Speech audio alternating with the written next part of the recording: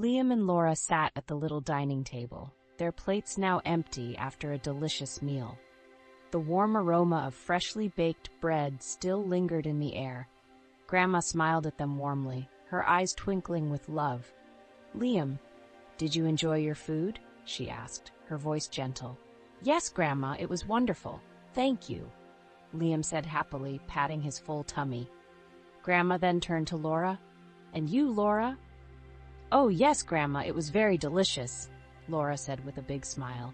Then, after a brief pause, her eyes lit up with curiosity. "Grandma, can you tell us a story? I want to hear the story of the first man and woman. How did they live all alone in such a big world?" Grandma chuckled softly. "Of course, my dear. Listen closely." She leaned in, her voice becoming warm and inviting as she began the story. "A long, long time ago, before there were houses, cities, or even people, the world was fresh and new. The sky was bright, the rivers sparkled, and the trees swayed gently in the breeze. But something was missing. There was no one to enjoy and take care of this beautiful world. So God decided to create someone special. He took dust from the ground, shaped it carefully with his own hands, and then breathed life into it. That's how the first man, Adam, was made. When Adam opened his eyes, he found himself in a breathtaking garden called Eden. The grass was soft beneath his feet, and the trees were full of delicious fruit. A crystal-clear river flowed through the garden, making everything fresh and lively. It was the perfect home. God spoke to Adam and said, "You may eat from any tree in the garden, except for one, the tree of the knowledge of good and evil. If you eat from it, you will surely die." Adam listened carefully and promised to obey. Adam was happy, but after a while he felt lonely. There were birds singing in the trees, fish swimming in the rivers, and animals of all shapes and sizes roaming around. But none of them were like him. He needed a friend, someone to share his life with. God saw this and said, "It is not good for man to be alone. I will make a helper for him." Before doing that, God brought all the animals to Adam and asked him to name them.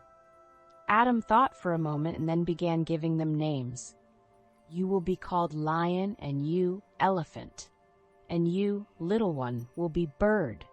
He named every creature, from the mighty bear to the tiny ant, but still there was no one quite like him. So God made Adam fall into a deep sleep.